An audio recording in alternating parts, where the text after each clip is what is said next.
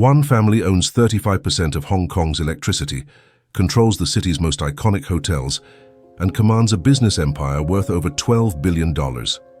They've survived the fall of the Ottoman Empire, the Japanese occupation, British colonial rule, and the return to Chinese sovereignty. Through 140 years of upheaval, they've not just endured, they've dominated. The Kadoorie family didn't start wealthy. They began as Jewish refugees fleeing religious persecution in Baghdad, carrying nothing but determination and an extraordinary talent for recognizing opportunities that others couldn't see. Today, they're one of Asia's most powerful business dynasties, with tentacles reaching into every corner of Hong Kong's economy. But here's what makes their story absolutely incredible. They built their empire by betting on Hong Kong when everyone else thought it was worthless. In 1880, Hong Kong was a malaria-infested rock with 160,000 people, dismissed by most investors as a colonial backwater with no economic potential. The Kadoories saw something different. They recognized that this small island would become the gateway between China and the world. They were right. Today, Hong Kong is a $365 billion economy, one of the world's most important financial centers, and the Kadoories control key pieces of the infrastructure that makes it all work. China Light and Power, their flagship company, has provided electricity to Hong Kong for over a century. The Peninsula Hotels group sets the global standard for luxury hospitality. Their property portfolio includes some of the most valuable real estate on Earth. The numbers are staggering in every dimension. The Kadoorie family's China Light and Power supplies electricity to 80% of Hong Kong's population, 2.5 million customers who depend on their infrastructure every day. The Peninsula Hong Kong, their flagship hotel, has hosted every world leader, movie star and business mogul who's visited Asia over the past 95 years. But the real genius of their operation isn't the scale of their wealth. It's how they've maintained power through political transitions that destroyed most other business dynasties. They've survived the collapse of Imperial China, the Japanese invasion, British decolonization, and Chinese reunification, while actually increasing their influence during each transition. Most wealthy families in Asia saw their empires collapse when political systems changed. The Kadoories have thrived precisely because they've mastered the art of political adaptation without compromising their business principles. They've remained non-political while building relationships with every government that's controlled Hong Kong. This is the story of how Jewish refugees from Baghdad became the unofficial royal family of Hong Kong, how they built business empires that shaped one of the world's most important cities, and how they've maintained extraordinary influence across 140 years of political and economic transformation. What they accomplished wasn't just business success, it was the creation of institutional power that transcends individual political systems, establishing the template for how business dynasties can maintain influence across civilizational changes. To understand how the Kadoories built their Hong Kong empire, you need to understand what they escaped from and what they found when they arrived in Asia. Their story begins not in Hong Kong, but in Baghdad, where Jewish communities had prospered under Ottoman rule for centuries before facing systematic persecution that would drive them across continents in search of opportunity. The Kadoorie family's origins trace to Eli Kadoorie, born in Baghdad in 1865, into a Sephardic Jewish community that had maintained commercial and religious traditions since ancient times. Baghdad's Jewish population controlled significant portions of regional trade, particularly in textiles, spices, and precious metals, while maintaining complex networks that connected Ottoman territories with Persian, Indian, and European markets. But the late Ottoman Empire was becoming increasingly hostile to minority communities. Economic deterioration, political instability, and rising nationalism created dangerous conditions for Jewish merchants, who had traditionally served as intermediaries between different ethnic and religious communities. Young Jewish men faced military conscription, punitive taxation, and systematic exclusion from governmental positions. Eli Kadoorie recognized that his family's future lay outside the Ottoman Empire, but his destination choice was crucial. Many Jewish refugees were emigrating to Europe or America, seeking safety in established Jewish communities that could provide cultural familiarity and religious support. Eli chose differently. he headed for Asia, where opportunities were unprecedented, but risks were enormous. The Asia that Elie Kadoorie entered in the 1880s was undergoing revolutionary transformation. European colonial powers were establishing trade networks, building infrastructure, and creating commercial opportunities that hadn't existed for centuries. Shanghai was emerging as China's international gateway. Hong Kong was developing as Britain's Asian headquarters. Singapore was becoming the hub for Southeast Asian trade. But these opportunities came with extraordinary challenges. Disease rates were catastrophic. Malaria, cholera, and typhoid killed European settlers and Asian residents alike. Political instability was constant as colonial authorities struggled to maintain order, while Chinese, Japanese, and Southeast Asian societies adapted to foreign domination. Commercial regulations were minimal, meaning success required navigating complex networks of colonial officials, Chinese merchants, and local power brokers. Most importantly for our story, the Asian colonial environment rewarded exactly the skills that Middle Eastern Jewish merchants had developed over centuries: linguistic ability, cross-cultural navigation, financial innovation, and long-term relationship building with diverse communities. Elie Kadoorie possessed advantages that most other immigrants lacked.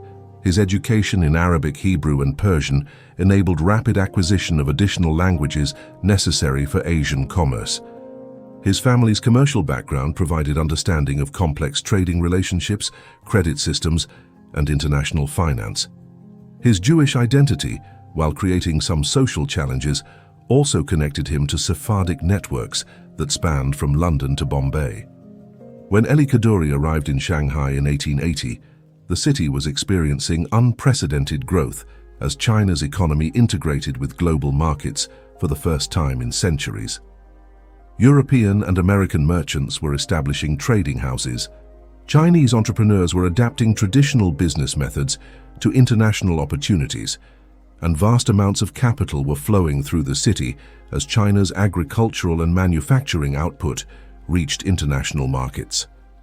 Shanghai's international settlement provided exactly the kind of regulatory environment that enabled immigrant entrepreneurs to succeed rapidly if they possessed the right combination of skills, capital, and connections. The settlement operated under European commercial law while maintaining Chinese cultural practices, creating opportunities for intermediaries who could navigate both systems effectively. But Shanghai was also extraordinarily competitive. Established British trading houses like Jardine Matheson controlled major sectors of international trade. Wealthy Chinese merchant families possessed detailed local knowledge and established supply chains. American and German competitors were arriving with substantial capital and technological advantages. Elie Kadoorie's breakthrough came through recognizing opportunities that established players couldn't or wouldn't pursue. While major trading houses focused on traditional commodities like tea, silk, and opium, Elie identified emerging markets in manufactured goods, industrial materials, and consumer products that reflected China's changing economy. His first major success involved importing kerosene and establishing distribution networks for Standard Oil products across southern China. This business required minimal initial capital, but demanded extensive travel, relationship building with Chinese retailers, and navigation of complex regulatory requirements in different Chinese regions. The kerosene business provided crucial insights into Chinese consumer behavior, distribution logistics, and government relations that would influence Kadoorie family strategy for generations. Elie learned that success in Chinese markets required patient relationship building, adaptation to local preferences, and willingness to operate through Chinese partners rather than imposing foreign business practices. More importantly, the kerosene distribution network generated sufficient capital and commercial relationships to enable expansion into more sophisticated business opportunities. By 1890, Elie Kadoorie was involved in real estate development, financial services, and manufacturing operations that positioned him as one of Shanghai's most successful immigrant entrepreneurs. But Elie Kadoorie was already looking beyond Shanghai toward opportunities that other merchants weren't yet recognizing. Hong Kong, still viewed by most investors as a colonial outpost with limited economic potential, represented exactly the kind of undervalued opportunity that the Kadoorie family specialized in identifying before markets recognized their value. Hong Kong in 1890 had several characteristics that appealed to Elie Kadourie's strategic thinking. As a British colony, it offered legal and regulatory stability that was unavailable elsewhere in Asia. Its geographic position provided access to both Chinese markets and international shipping routes. Most importantly, its small size and concentrated population created opportunities for infrastructure development that could generate long-term monopolistic advantages. The decision to focus on Hong Kong rather than continuing expansion in Shanghai would prove to be one of the most consequential strategic choices in Asian business history. While Shanghai would experience decades of political upheaval, foreign invasion, and economic disruption, Hong Kong would emerge as Asia's most stable and prosperous commercial center. Elie Kadoorie was positioning his family to benefit from Hong Kong's development before most other investors recognized the opportunity. His sons would inherit not just wealth, but strategic insights about long-term infrastructure investment, cross-cultural business development, and political adaptation that would enable the Kadoorie family to build one of Asia's most enduring business empires. Chapter 1. Baghdad Beginnings. Elie Kadourie's departure from Baghdad in 1880 wasn't just a personal decision, it was a strategic escape from a collapsing economic system that had sustained Middle Eastern Jewish communities for over a millennium. The Ottoman Empire's decline was creating impossible conditions for minority merchants who had traditionally served as intermediaries between Islamic societies and international markets. Baghdad's Jewish community in the 1860s represented one of the Middle East's most sophisticated commercial networks. Approximately 80,000 Jews lived in the city, comprising nearly 40% of the population and controlling substantial portions of regional trade. Jewish merchants operated the financial systems that enabled commerce between Ottoman territories, Persia, India, and Europe. The community's commercial advantages stemmed from religious and cultural practices that emphasized education, literacy, and international connections. Jewish families invested heavily in language acquisition. Most successful merchants spoke Arabic, Hebrew, Persian, Turkish, and often English or French. They maintained commercial relationships across vast distances through family networks and religious connections that provided trust and enforcement mechanisms unavailable to other trading communities. Elie Kadourie's family exemplified this tradition. His father operated a successful textile business that imported fabrics from Europe and India, while exporting local products to markets across the Ottoman Empire. The family maintained correspondence with Jewish merchants in London, Bombay, Cairo, and other commercial centers, creating access to market information and financial services that provided competitive advantages over local competitors. But the economic foundation supporting these advantages was deteriorating rapidly. The Ottoman Empire was losing territory, facing massive debt obligations to European creditors, and experiencing internal rebellions that disrupted traditional trade routes. The opening of the Suez Canal in 1869 had redirected much Middle Eastern trade through new routes that bypassed traditional Ottoman commercial centers.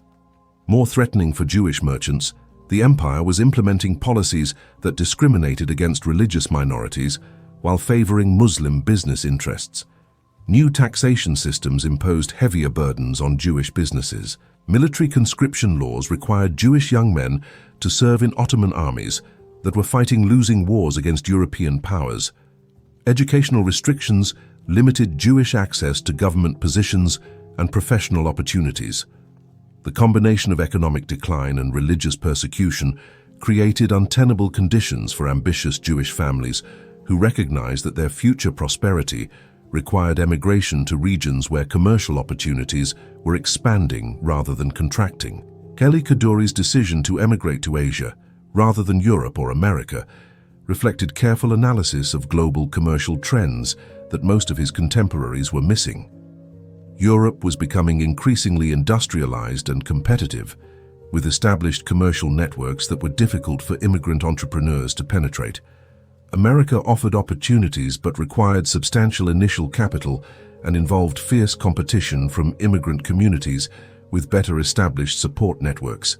Asia represented something entirely different, vast markets that were being integrated into global commerce for the first time in centuries, minimal competition from established European or American trading houses, and regulatory environments that rewarded commercial innovation rather than social connections or inherited advantages. The decision required extraordinary courage because it meant abandoning familiar cultural and religious communities for regions where Jewish populations were minimal and support systems were non-existent. Kadoorie would be operating without the family networks, religious institutions, and commercial relationships that had sustained Middle Eastern Jewish merchants for generations. But the decision also reflected sophisticated understanding of how commercial opportunities develop during periods of imperial expansion and economic transformation. The British Empire was establishing infrastructure, legal systems, and trade networks across Asia that created unprecedented possibilities for entrepreneurs who could navigate colonial relationships while building commercial operations that served both European and Asian interests. Kadourie's preparation for Asian emigration demonstrated the systematic approach that would characterize Kadoorie family business strategy for generations. He spent 2 years learning English, studying Asian geography and commercial conditions, and establishing preliminary contacts with European trading houses that operated in Asian markets. He also liquidated family assets in Baghdad systematically, converting real estate, business interests, and personal property into portable financial instruments that could be transferred to Asian destinations without loss of value. This process required careful timing to avoid attracting attention from Ottoman authorities, who might impose restrictions on capital transfers by emigrating Jews. The departure from Baghdad in 1880 marked the end of the Kadoorie family's participation in Middle Eastern commerce and the beginning of their emergence as one of Asia's most successful business dynasties. But the transition wasn't immediate. Kadoorie would spend years establishing his initial commercial operations while adapting Middle Eastern business practices to Asian conditions. The initial destination was Bombay, where a substantial Sephardic Jewish community provided cultural familiarity and commercial connections while serving as a base for exploring opportunities throughout British Asia. Bombay's Jewish community included successful merchants who had emigrated from Middle Eastern cities under similar circumstances, providing models for successful adaptation to Asian commercial environments. Kadoorie spent 6 months in Bombay, studying local commercial practices, learning about Asian trade networks, and developing relationships with established Jewish merchants who could provide introductions to European trading houses and Asian business partners. This period provided crucial insights into how Middle Eastern commercial skills could be adapted to Asian conditions, while identifying specific opportunities that weren't being pursued by established competitors. The move to Shanghai in late 1880 represented the beginning of active commercial operations, under conditions that were simultaneously promising and dangerous. Shanghai's international settlement offered regulatory stability and commercial opportunities that were unprecedented in Asian commerce, but success required navigation of complex relationships between European colonial authorities, Chinese merchants, and international trading houses that controlled access to the most profitable business sectors. Kadourie's initial Shanghai operations were deliberately modest and focused on sectors where established competitors weren't dominant. Rather than attempting to compete directly with major trading houses in traditional commodities, he concentrated on emerging markets in manufactured goods and consumer products where success required cultural adaptability rather than massive capital or political connections. His first significant success involved establishing distribution networks for imported household goods, particularly soap, matches, and basic textiles that were becoming available to Chinese consumers for the first time as international trade expanded. These products required minimal initial investment but demanded extensive travel, relationship building with Chinese retailers, and adaptation of marketing approaches to local preferences. The consumer goods business provided several crucial advantages that would influence Kadourie's strategy permanently. It generated immediate cash flow that could fund expansion into more capital-intensive sectors. It required development of distribution networks and customer relationships that created barriers to competitive entry. Most importantly, it provided detailed insights into Chinese consumer behavior and market dynamics that informed subsequent investment decisions. Elie Kadourie's success in Shanghai established the foundation for everything the Kadoorie family would accomplish over the following 140 years. His systematic approach to market analysis, patient development of local relationships, and focus on long-term infrastructure development, rather than immediate profit maximization, created competitive advantages that enabled the family to build enduring business empires across multiple generations. The transition from Baghdad refugee to Shanghai entrepreneur demonstrated how Middle Eastern Jewish commercial traditions could be successfully adapted to Asian conditions while creating business models that would influence regional economic development for generations. The Kadoorie family had discovered the formula for sustained commercial success in Asia: identify undervalued opportunities before markets recognize their potential, then build infrastructure and relationships that create permanent competitive advantages. Chapter 2. Shanghai Fortune. By 1890, Elie Kadoorie had transformed himself from a Baghdad refugee into one of Shanghai's most successful international merchants. His breakthrough came through recognizing that China's economy was entering a phase of fundamental transformation that would create unprecedented opportunities for entrepreneurs who could bridge the gap between traditional Chinese commerce and emerging global markets. The key insight was understanding that China's forced integration into international trade networks, primarily through the Treaty of Nanking and subsequent agreements, was creating demand for products, services, and infrastructure that simply didn't exist in traditional Chinese commerce. European and American goods were becoming available to Chinese consumers for the first time, but established Western trading houses were focused on large-scale commodity exports rather than developing Chinese retail markets. Elie Kadoorie identified the gap and systematically built business operations that served emerging Chinese consumer demand while maintaining competitive cost structures that established Western companies couldn't match. His approach combined Middle Eastern trading traditions with Chinese commercial practices in ways that created unique advantages over purely European or purely Chinese competitors. The kerosene business provided the perfect example of this strategy in action. Standard Oil was producing petroleum products in massive quantities for global markets, but distribution in China was limited to major cities and industrial operations. Millions of Chinese consumers who had traditionally used vegetable oils for lighting could benefit from cheaper, brighter kerosene, but accessing these markets required distribution networks that no existing company had developed. Elie Kadoorie negotiated distribution rights for Standard Oil products across southern China, then systematically built supply chains that reached rural markets and smaller cities that were completely ignored by established petroleum companies. The operation required purchasing products in Shanghai, transporting them via riverboat and overland routes to distribution centers, then selling through networks of Chinese retailers who received credit, training, and marketing support. The business model was brilliant in its simplicity. Elie Kadoorie earned profits on every stage of the distribution chain while providing services that benefited every participant. Standard Oil gained access to markets they couldn't reach independently. Chinese retailers received profitable products and business support. Chinese consumers gained access to superior lighting at affordable prices. But the real strategic value was in the commercial relationships and market intelligence that kerosene distribution generated. Elie Kadoorie was building detailed knowledge of Chinese consumer preferences, purchasing patterns, and economic conditions across vast territories, while establishing trust relationships with thousands of Chinese merchants who could become partners for future business ventures. The network effects were extraordinary. Chinese retailers who sold kerosene successfully became distributors for other imported products, including soap, matches, textiles, and household goods. The transportation infrastructure developed for petroleum distribution could handle diverse product categories. The credit and financing systems established for kerosene operations expanded to support broader Chinese commercial activities. By 1895, Elie Kadoorie controlled distribution networks that reached markets containing over 10 million Chinese consumers.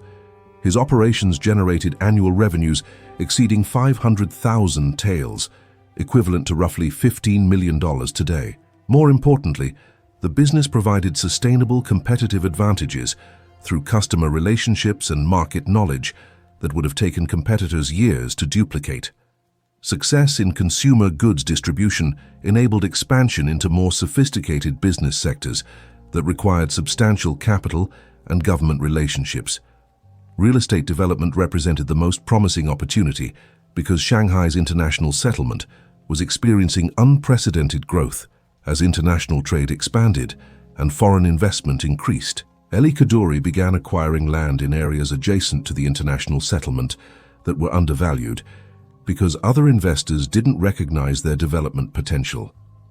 His analysis identified properties that would benefit from infrastructure expansion, population growth, and commercial development that were inevitable given Shanghai's role as China's primary international gateway. The real estate strategy reflected long-term thinking that characterized Kadoorie family investments for generations. Rather than focusing on immediate returns through property speculation, Kadoorie purchased land that would increase in value through economic development while generating rental income through commercial and residential development. His first major development project involved constructing a mixed-use complex that included warehouses, office space, and residential apartments designed to serve international merchants and Chinese entrepreneurs who were participating in Shanghai's expanding economy. The project required navigating complex regulations involving Chinese authorities, international settlement administration, and foreign consul oversight. But the real innovation was in financing arrangements that enabled development without requiring massive initial capital investment. Kadoorie structured partnerships with Chinese investors and European merchants that shared costs and risks while providing him with management control and long-term ownership advantages. The development model proved extraordinarily successful. The complex generated rental income that exceeded investment costs within 3 years, while appreciating in value as Shanghai's economy expanded. More importantly, the project established Kadoorie as a major player in Shanghai's development community, while demonstrating capabilities that attracted additional investment opportunities. Banking and financial services represented the natural progression from consumer goods and real estate into operations that could leverage accumulated capital for maximum impact. Shanghai's financial sector was dominated by European banks that served international trade and wealthy Chinese institutions that handled traditional Chinese commercial finance, but emerging middle markets were underserved by existing institutions.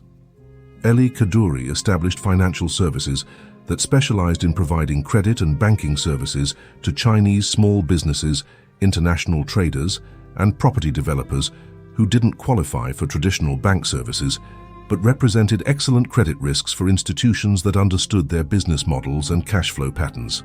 The financial operations were structured to complement, rather than compete with existing Kadoorie businesses. Real estate developers received construction financing, consumer goods distributors obtained inventory credit, international traders accessed foreign exchange services.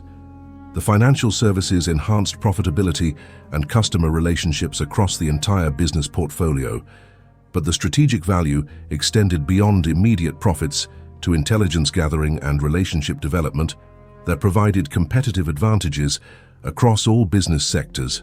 Banking relationships generated detailed information about economic conditions, commercial opportunities, and potential problems that enabled superior decision-making in other investments. By 1900, Kadoorie controlled a diversified business empire that generated annual profits exceeding £200,000, equivalent to roughly $24 million today. The empire included distribution networks reaching millions of Chinese consumers, real estate holdings across Shanghai's most valuable districts, and financial services that served hundreds of Chinese and international businesses. But Kadoorie was already recognizing that Shanghai's political situation was becoming increasingly unstable as Chinese nationalism, foreign imperial competition, and internal political pressures created risks that might threaten business operations regardless of their profitability or strategic value. The Boxer Rebellion of 1900 confirmed these concerns while demonstrating that even successful adaptation to Chinese conditions couldn't protect foreign businesses from political upheavals that might eliminate international commerce entirely. Kadoorie began developing contingency plans that would enable rapid transfer of capital and operations to alternative locations if political conditions in Shanghai became untenable. Hong Kong represented the obvious alternative destination. As a British colony, it offered political stability that was unavailable elsewhere in Asia. Its strategic location provided access to Chinese markets while maintaining legal and regulatory systems that protected foreign investment. Most importantly, its small size and concentrated population created opportunities for infrastructure development that could generate monopolistic advantages similar to those the Kadoorie family had achieved in Shanghai. The decision to establish significant operations in Hong Kong while maintaining Shanghai investments would prove to be one of the most consequential strategic choices in the Kadoorie family's history.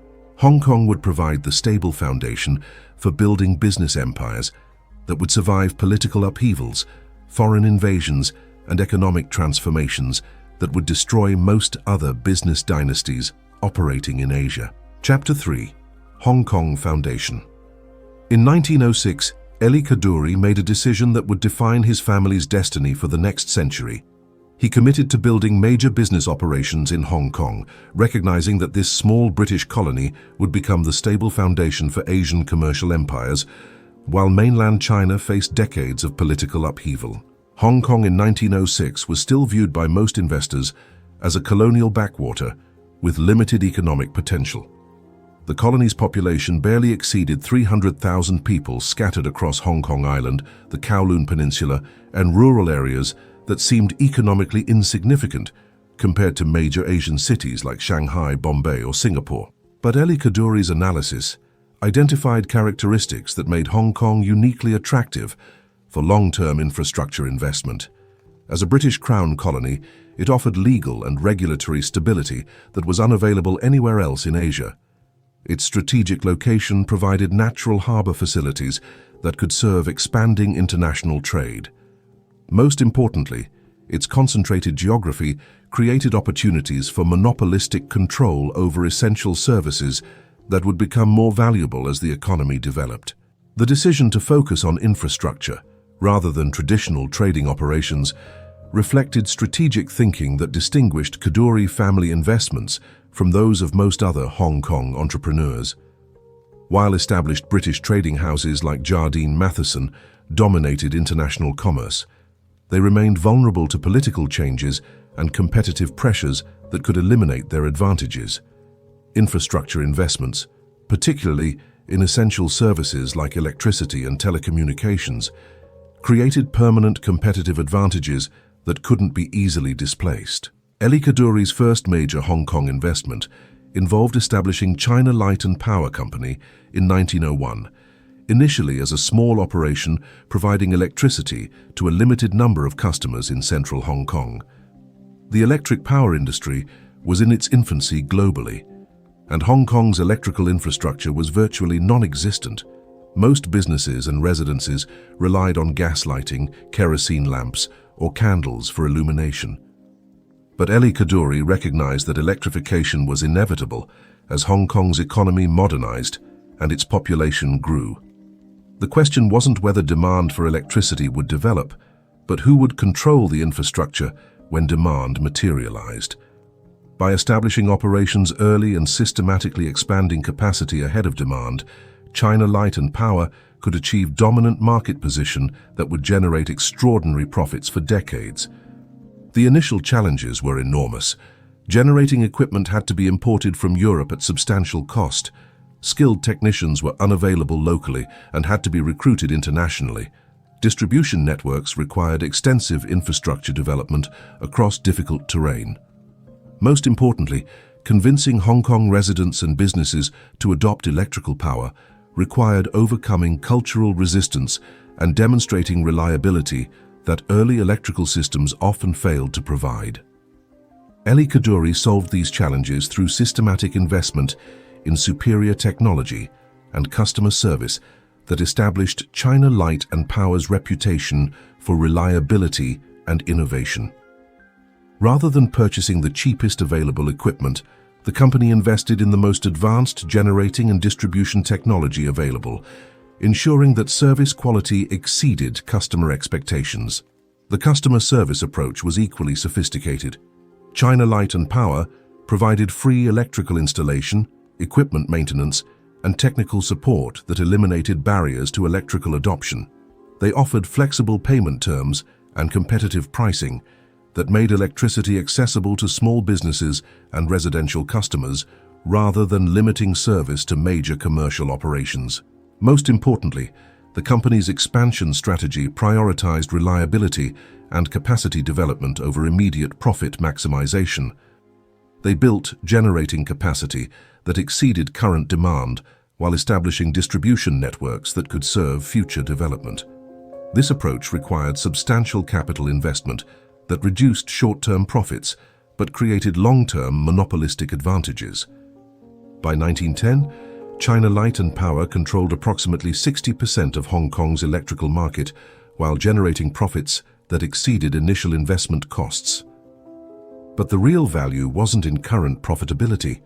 It was in the infrastructure control that would become extraordinarily valuable as Hong Kong developed into a major commercial center. Real estate investment represented the logical complement to infrastructure development because Kadoorie recognized that electrical power would dramatically increase property values while his infrastructure investments would benefit directly from urban development and population growth. His real estate strategy focused on acquiring properties in areas that would benefit from electrification and urban development, but were currently undervalued because other investors didn't recognize their potential. The purchases required careful analysis of Hong Kong's development patterns, government planning decisions, and economic trends that would influence future land values. The Kadoorie real estate portfolio emphasized commercial properties that could generate rental income while appreciating in value through economic development. Office buildings, warehouses, and retail properties in central Hong Kong provided immediate cash flow while benefiting from the colony's expanding role as a regional commercial center. But the most strategic acquisitions involved land that would become valuable through infrastructure development and urban expansion. Kadoorie purchased properties in areas that would benefit from new transportation infrastructure, government development projects, and commercial expansion that were inevitable given Hong Kong's geographic advantages and British colonial support. Financial services provided the third pillar of Hong Kong operations, building on the banking experience that Kadoorie had developed in Shanghai while adapting to Hong Kong's regulatory environment and commercial culture. The Hong Kong financial sector was dominated by British banks that served international trade and large-scale commercial operations, but emerging markets were underserved by existing institutions. The Kadoorie approach to Hong Kong financial services emphasized relationship banking that served the colony's growing community of Chinese entrepreneurs, small international traders, and property developers who needed credit and financial services, but didn't qualify for traditional British banking relationships. These financial operations were structured to support other Kadoorie business interests, while generating independent profits. Real estate developers received construction financing with favorable terms. Chinese businesses gained access to international credit and foreign exchange services. International traders obtained trade financing that enabled expansion of regional commerce. But the strategic value extended beyond immediate profits to market intelligence and relationship development that provided competitive advantages across the entire Kadoorie business portfolio. Banking relationships generated detailed information about economic conditions, commercial opportunities, and potential investments that enabled superior decision-making in other business sectors. The integration of infrastructure, real estate, and financial services created synergistic advantages that enabled each business sector to support and enhance the others. Electrical infrastructure increased real estate values. Real estate development created demand for additional electrical capacity. Financial services provided capital for expansion while generating intelligence about commercial opportunities. By 1914, the Kadoorie family controlled business operations in Hong Kong, that generated annual profits exceeding £100,000 while maintaining substantial operations in Shanghai and other Asian markets. The diversified structure provided stability and growth opportunities, while reducing risks associated with political upheaval or economic disruption in any single location. But World War I would test the resilience of this business model, while creating opportunities for expansion that would transform the Kadoorie family from successful entrepreneurs into one of Asia's most powerful business dynasties.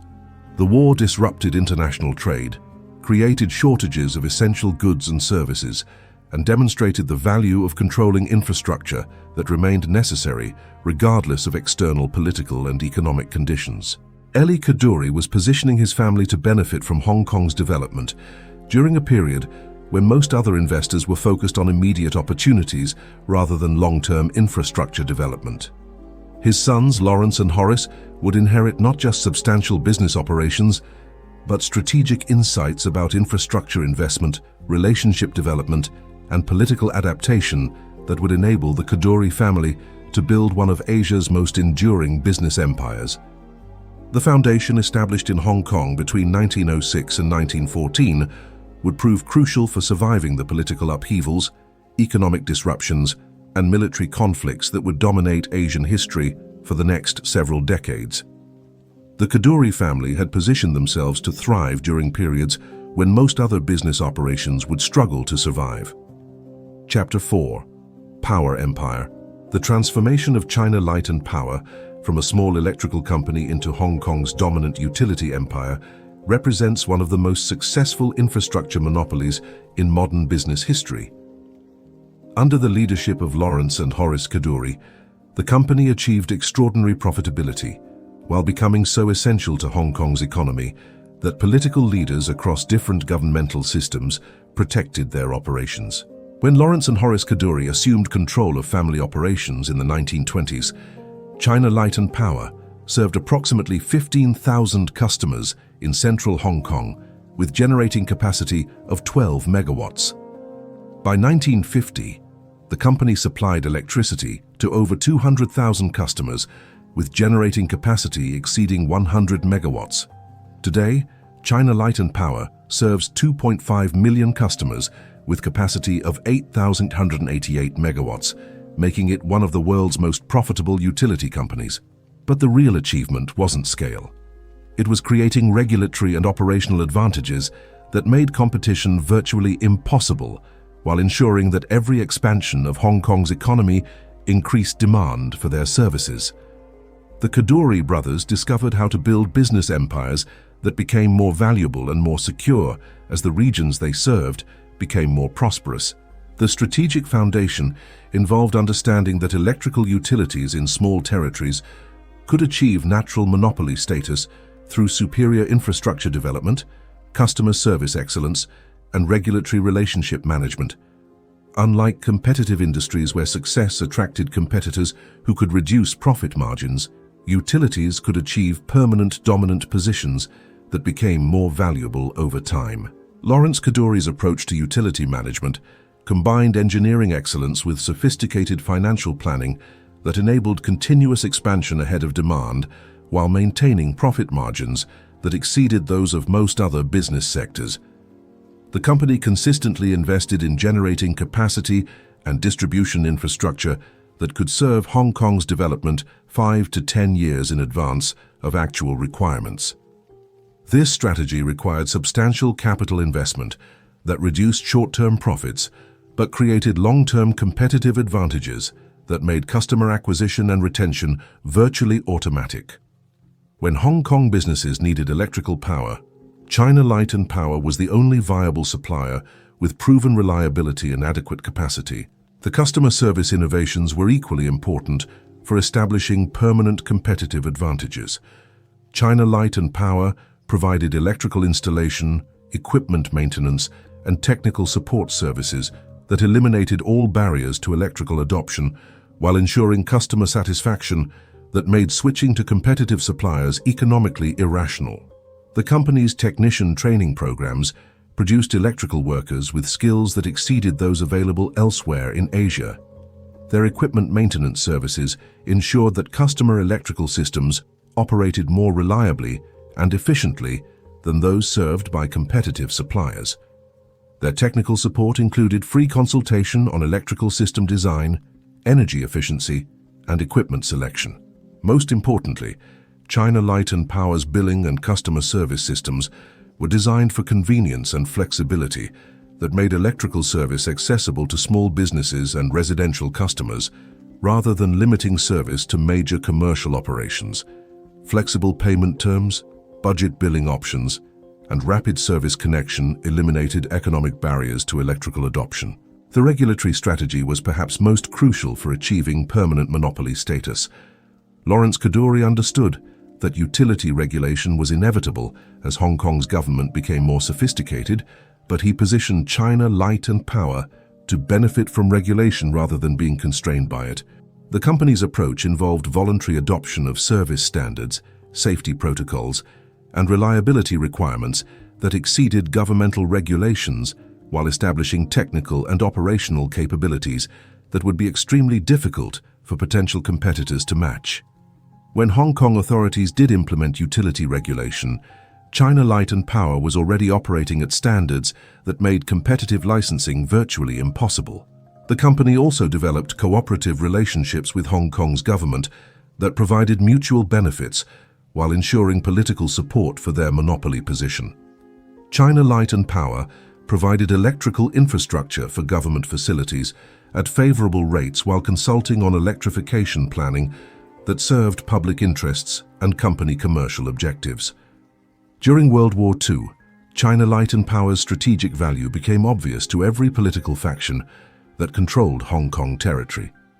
The Japanese occupation authorities protected company operations because electrical infrastructure was essential for military activities and civilian administration.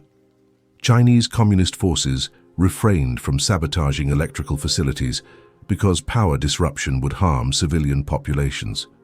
British colonial authorities prioritized restoration of electrical service because economic recovery depended on reliable power supply. The wartime experience demonstrated that China Light and Power had achieved infrastructure status that transcended normal political divisions because all governmental authorities needed electrical power regardless of their ideological differences or territorial ambitions. The company had become too essential to be eliminated or significantly constrained by any political authority. Post-war expansion demonstrated how effectively the Kadoorie brothers had positioned China Light and Power to benefit from Hong Kong's economic development. As the colony emerged as Asia's dominant financial and commercial center, demand for electrical power increased exponentially, while China Light and Power's monopoly position ensured that all increased demand generated additional profits. The company's expansion during the 1950s and 1960s involved systematic territory acquisition and capacity development that extended their monopoly throughout Hong Kong while establishing technical capabilities that could serve much larger markets.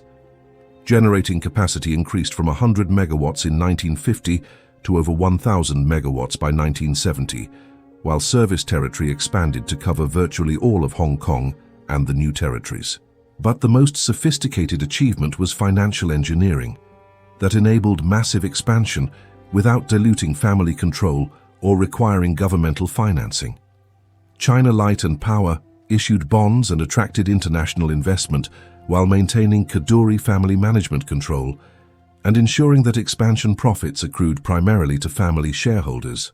The financing strategies involved complex arrangements with international banks, insurance companies, and pension funds that provided capital for infrastructure development while offering investors stable returns backed by Hong Kong's economic growth and China Light and Power's monopoly position.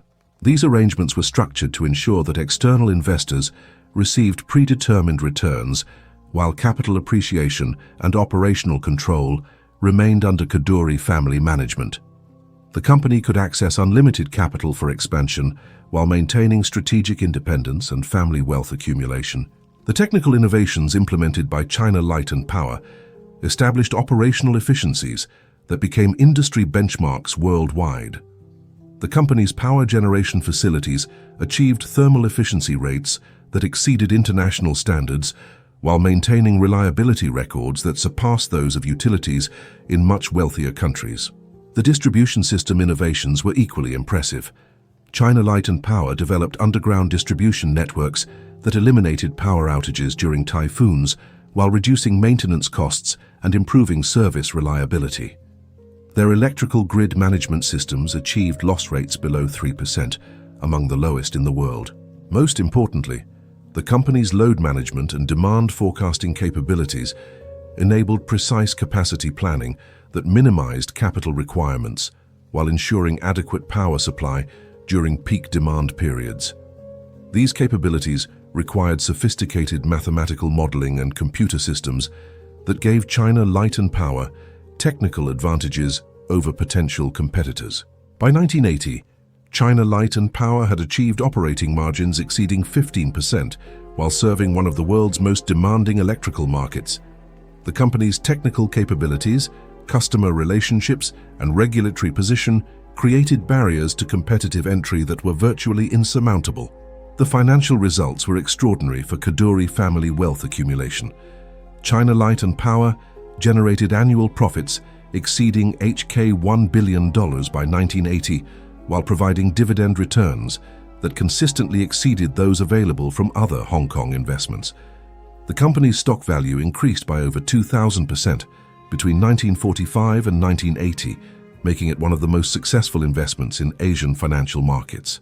But the real strategic value was in demonstrating how infrastructure control could provide permanent competitive advantages that became more valuable as served territories became more prosperous.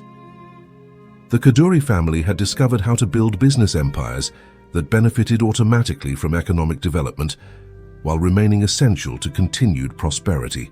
The China Light and Power model would influence Kadoorie family investments across multiple business sectors while establishing principles for infrastructure development that continue generating extraordinary returns today.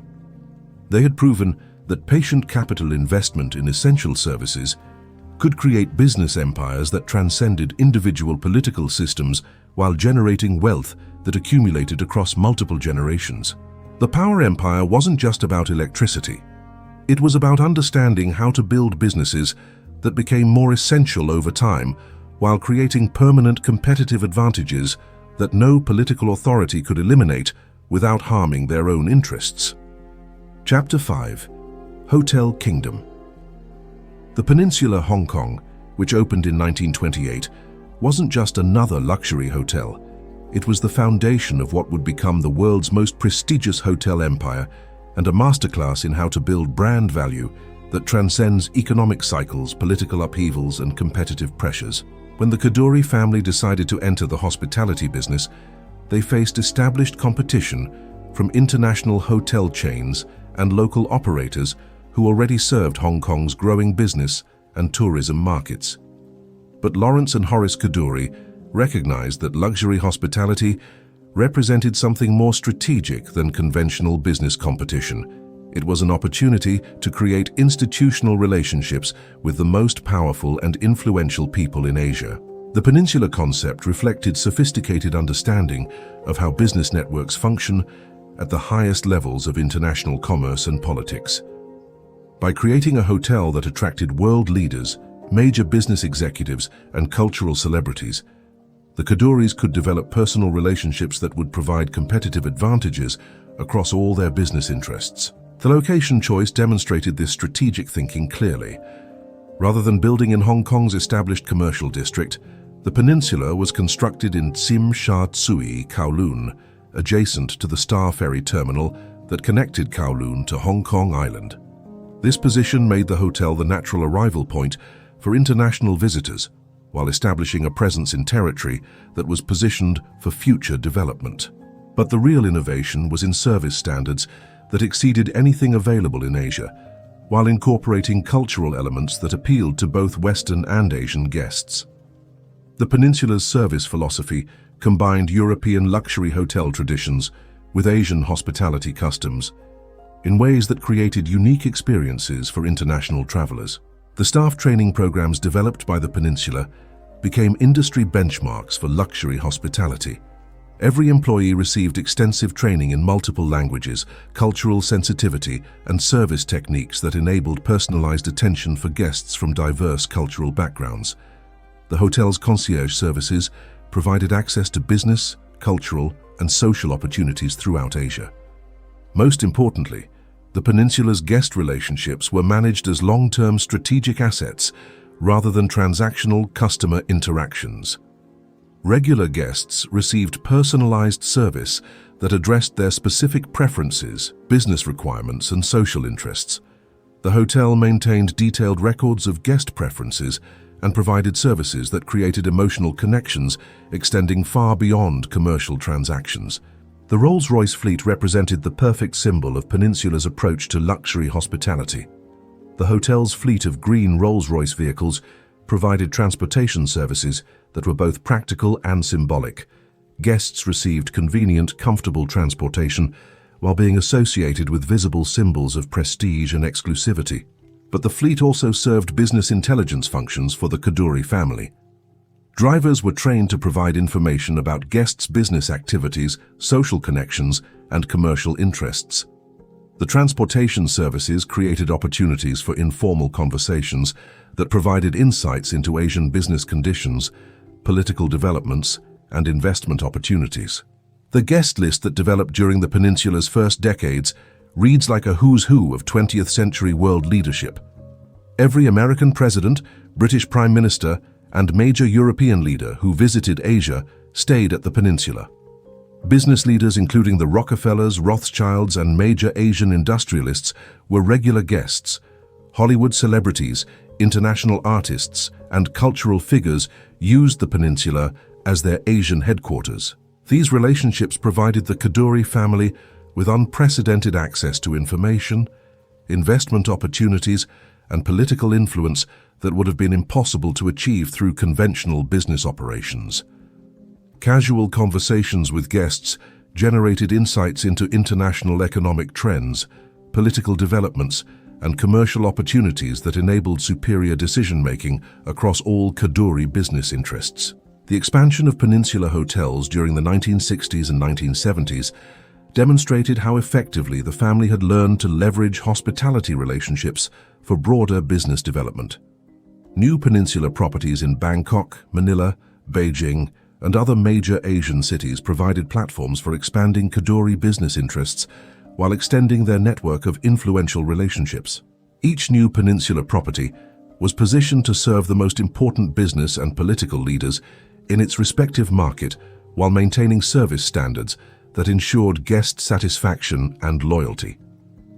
The expansion strategy prioritized strategic locations over immediate profitability, recognizing that hotel operations could generate value through relationship development that extended far beyond room revenues. The Bangkok Peninsula, which opened in 1998, exemplified this approach. Thailand was experiencing rapid economic development and political transformation that created opportunities for foreign investors who could navigate complex regulatory environments and cultural relationships. The peninsula provided the Kadoorie family with a platform for building relationships with Thai political leaders, business executives, and international investors who were participating in Thailand's economic development. Similarly, the Beijing Peninsula, which opened in 1989, positioned the Kadoorie family to participate in China's economic opening while maintaining relationships with Chinese political leaders who would determine foreign investment opportunities. The hotel's location near diplomatic and commercial districts ensured that guests included key decision-makers in Chinese economic policy. The Peninsula New York, which opened in 1988, represented the family's expansion into Western markets while maintaining Asian cultural elements that distinguished Peninsula properties from American and European luxury hotels. The New York property provided access to American financial markets and business networks, while serving as a showcase for Asian luxury hospitality standards. But the most strategic value of hotel expansion was in creating global platforms for family business interests that extended far beyond hospitality operations. Peninsula properties provided venues for business meetings, investment discussions, and relationship development that supported Kadoorie interests in real estate, finance, infrastructure, and other business sectors. The hotel operations also provided intelligence networks that generated information about economic conditions, political developments, and commercial opportunities across multiple regions. Guest relationships, staff networks, and business operations created access to information that would have been extremely expensive to obtain through conventional intelligence gathering. Financial performance demonstrated how effectively the Peninsula brand had been positioned for long-term value creation rather than immediate profit maximization. Peninsula properties typically achieved occupancy rates exceeding 80% while maintaining average room rates that were among the highest in their respective markets. But the real value was in brand equity that enabled premium pricing and customer loyalty that was virtually immune to competitive pressure. Peninsula guests typically remained loyal to the brand for decades while recommending properties to business associates and family members. The emotional connections created through superior service generated customer relationships that were essentially permanent. The Peninsula's resilience during economic downturns and political crises demonstrated the defensive characteristics of luxury brand positioning. During the Asian financial crisis of 1997, Peninsula properties maintained occupancy and pricing while competitors faced significant declines. During political upheavals and security concerns, Peninsula guests trusted the brand's safety and service standards more than local alternatives.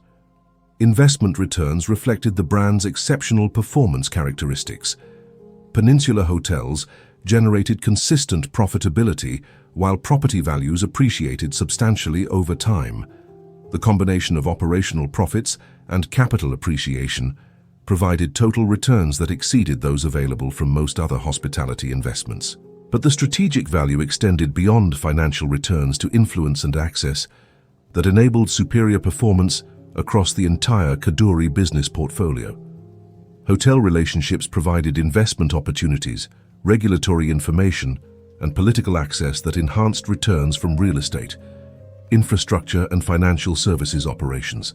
The Hotel Kingdom represented something unprecedented in Asian business, a family enterprise that created permanent competitive advantages through relationship development rather than product differentiation or cost advantages.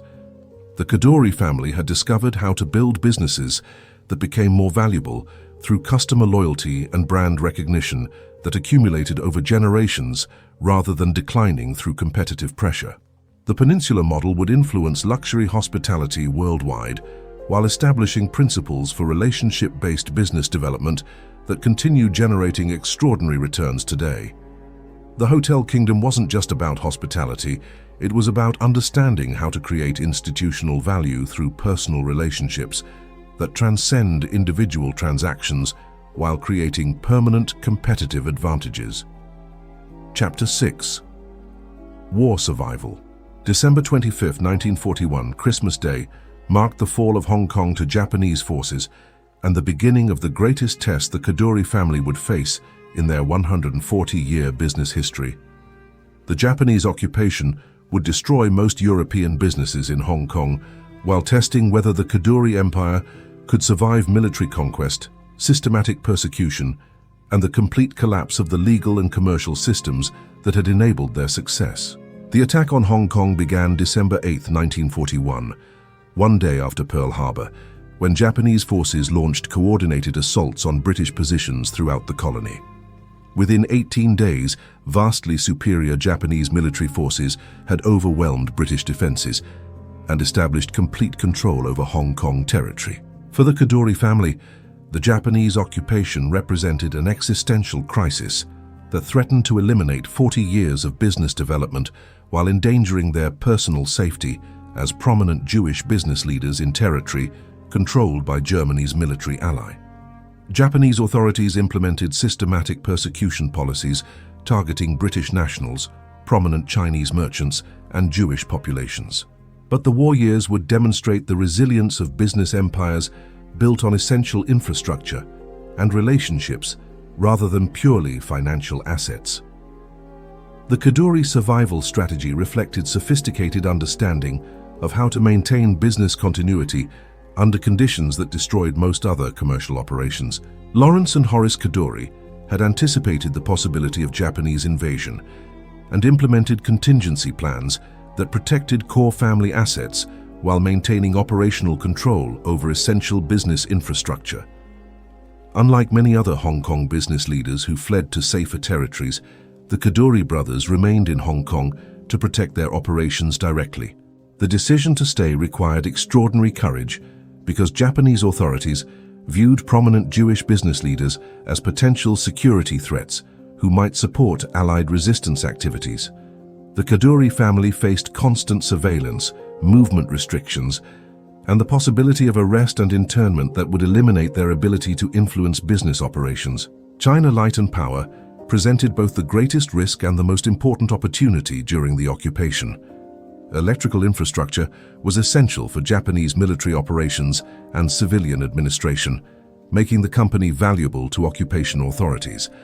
But Japanese control also meant that company management faced demands for cooperation that could compromise their positions with Allied authorities after the war. The Kadoorie approach involved maintaining technical control over China Light and Power operations while providing necessary cooperation with Japanese authorities without compromising their long-term strategic positions. They positioned themselves as technical specialists who were essential for maintaining electrical service, rather than as political collaborators who supported Japanese policies. Japanese authorities needed China Light and Power's generating capacity and distribution networks to maintain essential services for military facilities and civilian populations. The company's technical expertise was irreplaceable. Japanese engineers lacked detailed knowledge of Hong Kong's electrical infrastructure, while Chinese technical staff required supervision and coordination that only company management could provide. This mutual dependency created opportunities for the Kadoorie family to maintain influence over company operations while ensuring that critical infrastructure remained operational throughout the occupation. They could protect their business interests while providing services that were genuinely necessary for civilian welfare. The strategy required careful navigation of competing demands from Japanese authorities who wanted maximum electrical output for military purposes and local Chinese populations who needed power for basic living requirements. The Kadoorie brothers positioned themselves as technical administrators who could optimize electrical service for all users rather than partisan advocates for any particular political interest. Peninsula hotel operations faced different challenges because luxury hospitality wasn't essential for Japanese military objectives, while the property represented valuable real estate that occupation authorities might requisition for alternative uses.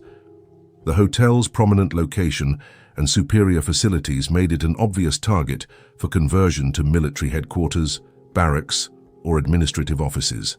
The solution involved convincing Japanese authorities that continued hotel operations served their interests better than property conversion. The peninsula could provide luxury accommodations for Japanese officials, meeting facilities for administrative functions, and prestigious venues for diplomatic activities that enhanced Japanese authority while maintaining hotel staff employment. The arrangement enabled the peninsula to continue operating while generating revenue that could support staff salaries and property maintenance during a period when tourism and business travel were virtually eliminated. More importantly, hotel operations provided cover for maintaining relationships and gathering information that would prove valuable for post-war recovery. Financial survival required sophisticated strategies for protecting accumulated wealth, while maintaining liquidity for operational expenses and post-war reconstruction. The Kadoorie family couldn't rely on Hong Kong banks, which were under Japanese control, or international financial institutions, which were inaccessible during wartime. The solution involved diversifying financial assets across multiple currencies, jurisdictions, and investment vehicles that provided protection against currency devaluation, asset confiscation, and political instability. Gold, precious stones, and other portable assets provided value preservation that was independent of any particular political system. But the most important survival strategy involved maintaining relationships with Chinese business leaders, British officials, and American representatives who would determine post-war reconstruction policies and business opportunities. These relationships required careful cultivation during the occupation while avoiding compromising political positions. The Kadoorie family used their business operations to provide services and assistance to diverse political networks without expressing explicit political loyalties that might create problems with any post-war authority. They maintained contact with Chinese resistance groups, British intelligence networks, and American business interests, while avoiding activities that would provoke Japanese retaliation. Staff management during the occupation demonstrated the value of employee loyalty relationships that the Kadoorie family had developed over decades of superior employment practices, China Light and Power and Peninsula. Hotel employees remained loyal to company management despite Japanese pressure and economic hardships that might have encouraged defection to competing employers. Employee loyalty provided crucial advantages for maintaining business continuity and protecting company assets during a period when formal legal protections were non-existent. Loyal staff members protected facilities against sabotage, theft, and unauthorized appropriation, while maintaining technical capabilities that enabled rapid post-war recovery. The liberation of Hong Kong in August 1945 created immediate opportunities for business leaders who had maintained operational capabilities and strategic relationships during the occupation. While many pre-war businesses had been eliminated or severely damaged, the Kadoorie family was positioned to participate in reconstruction activities while expanding their market share. China Light and Power's infrastructure had been maintained in operating condition throughout the war, enabling immediate resumption of full electrical service while competitors struggled to restore damaged facilities. The company's technical capabilities and customer relationships provided decisive advantages for capturing increased market share during the post-war economic recovery. Peninsula Hotels' rapid return to luxury service standards enabled immediate resumption of operations while establishing the property as Hong Kong's premier venue for post-war business and diplomatic activities. The hotel's wartime maintenance and staff retention provided service capabilities that exceeded those of damaged competitors. Most importantly, the Kadoorie family's wartime relationship management provided access to reconstruction financing, business opportunities, and political influence that enabled rapid expansion during Hong Kong's post-war economic boom. Their survival strategies had not only preserved existing business operations, but positioned them for accelerated growth during the 1950s and 1960s. The war experience established crucial precedents for business survival during political transitions that would influence Kadoorie family strategy for generations. They had demonstrated that infrastructure businesses with superior management and employee relationships could survive even extreme political disruptions while emerging stronger than competitors who lacked these advantages. The survival lessons learned during Japanese occupation would prove equally valuable during subsequent political transitions, including Chinese Civil War, British decolonization, and Hong Kong's return to Chinese sovereignty. The Kadoorie family had discovered how to build business empires that could thrive regardless of which political authority controlled their operating territories. Chapter 7: Colonial Rebuilding. The decade following World War II represented the greatest expansion period in Kadoorie family history as Hong Kong transformed from war-damaged colonial outpost into Asia's dominant financial and commercial center. The family's wartime survival strategies positioned them perfectly to capitalize on reconstruction opportunities, while Hong Kong evolved into the gateway between China and the global economy. Hong Kong's strategic position became extraordinarily valuable as the Chinese Civil War created millions of refugees who brought capital, skills, and business networks to the British colony. Shanghai's commercial elite relocated their operations to Hong Kong as communist forces gained control over mainland China, creating unprecedented opportunities for established Hong Kong businesses that could provide services to displaced Chinese entrepreneurs. Lawrence and Horace Kadoorie recognized immediately that Chinese refugee capital would drive Hong Kong's economic transformation while creating demand for infrastructure, financial services, and real estate development that would benefit every aspect of their business empire. Their response demonstrated strategic thinking that distinguished successful Hong Kong families from those who failed to capitalize on post-war opportunities. China Light and Power's expansion during the 1950s exemplified this approach. Hong Kong's population increased from 600,000 in 1945 to over 2 million by 1955, with most new residents concentrated in urban areas that required electrical power for residential and commercial use. The company's wartime infrastructure preservation enabled immediate service expansion without the delays that would have been necessary if generating capacity and distribution networks had been damaged. But the real strategic advantage came from anticipating demand growth and building capacity ahead of requirements. China Light and Power invested heavily in new generating stations and expanded distribution networks throughout Kowloon and the New Territories during the early 1950s, when other utility companies were still focused on restoring pre-war service levels. This expansion strategy required substantial capital investment that reduced short-term profits, but created monopolistic advantages that became extraordinarily valuable as Hong Kong's economy expanded. By 1960, China Light and Power controlled over 70% of Hong Kong's electrical market, while generating operating margins that exceeded 20%. The financial engineering behind this expansion demonstrated sophisticated understanding of how infrastructure development could attract international investment while maintaining family control over strategic operations.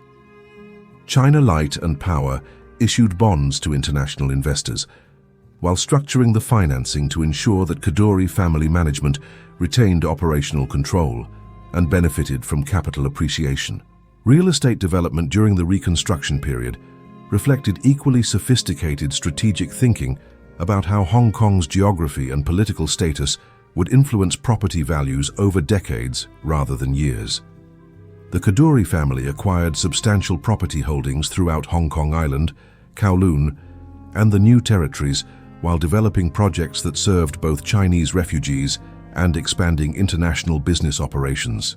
The development strategy emphasized mixed-use projects that combined residential, commercial, and office space in integrated complexes that could generate diverse revenue streams while appreciating in value through Hong Kong's economic growth. These developments required navigation of complex British colonial regulations and Chinese community relationships, while securing financing that enabled construction without diluting family ownership.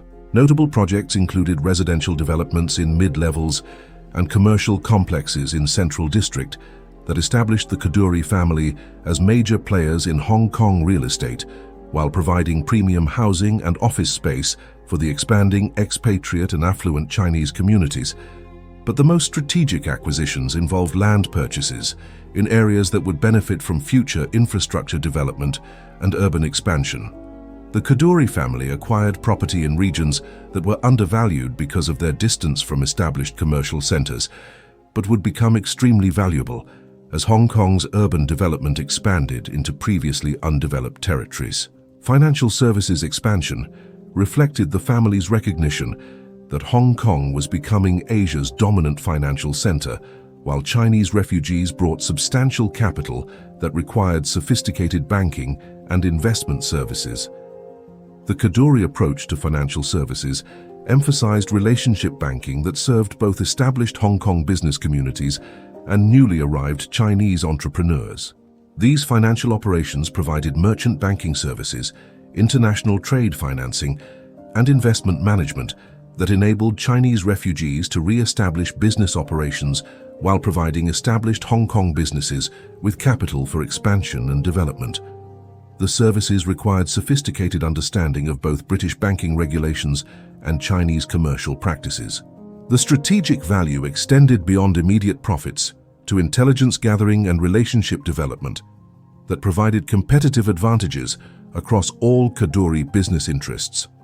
Banking relationships generated detailed information about economic opportunities, commercial trends, and investment possibilities that enabled superior decision-making in real estate, infrastructure, and hospitality operations. Peninsula Hotels' expansion during the 1950s demonstrated how the family leveraged their hospitality expertise for broader business development throughout Asia.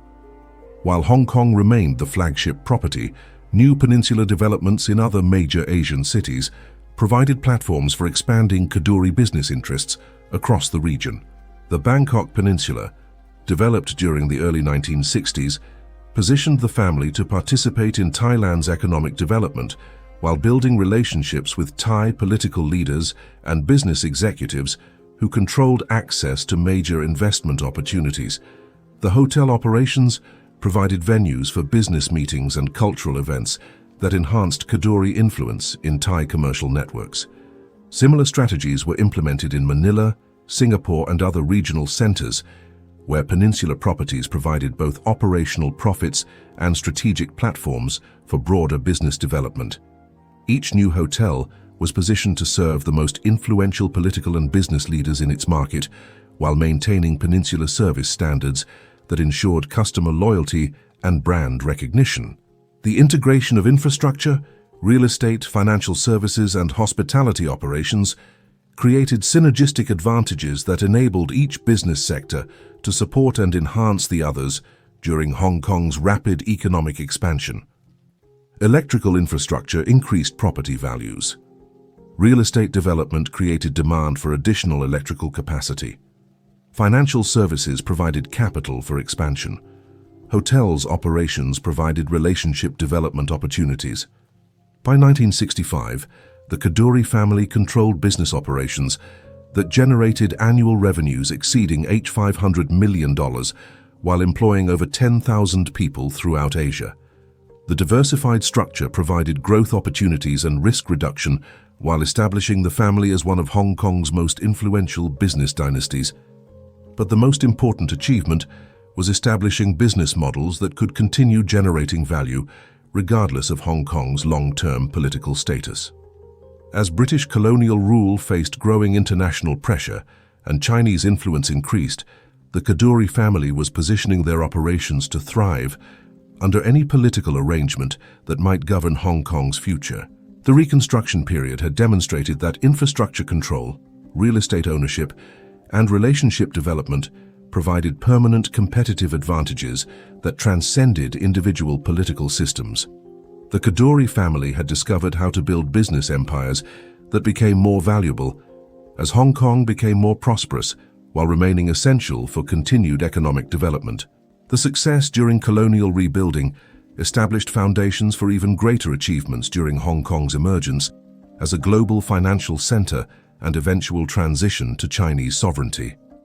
The Kadoorie Empire had proven its resilience and adaptability while building institutional advantages that would enable continued dominance for generations. Chapter 8. China Transition. The announcement of Hong Kong's return to Chinese sovereignty sent shockwaves through the international business community in 1984. But for the Kadoorie family, it represented an opportunity to demonstrate once again their extraordinary ability to thrive during political transitions that destroyed other business empires. Their approach to managing the handover would establish templates for multinational business operations under Chinese rule. When Margaret Thatcher and Deng Xiaoping signed the Sino-British Joint Declaration in 1984, establishing that Hong Kong would return to China in 1997 under the One Country, Two Systems framework, most international businesses began developing exit strategies or defensive positions that would protect their investments from political risks. The Kadoorie family chose a radically different approach. They increased their investments in Hong Kong while building relationships with Chinese authorities that would enable expanded operations under Chinese sovereignty rather than defensive survival strategies. Their analysis concluded that Hong Kong's return to China would enhance rather than threaten their business opportunities. This strategic decision reflected sophisticated understanding of Chinese economic development priorities and the practical requirements for maintaining Hong Kong's role as Asia's dominant financial center.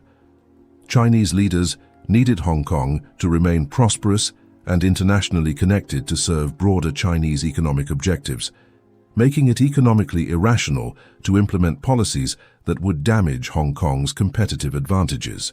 Michael Kadoorie, representing the family's fourth generation, led the transition strategy with systematic relationship building with Chinese political leaders, business executives, and academic institutions that would influence Hong Kong policy after 1997. Rather than viewing Chinese authority as a threat to be managed, the family positioned themselves as valuable partners for Chinese development objectives.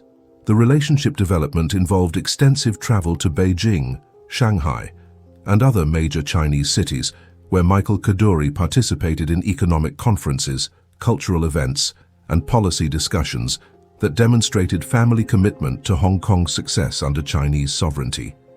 These activities required careful navigation of political sensitivities while building trust with Chinese leaders who were skeptical of foreign business intentions.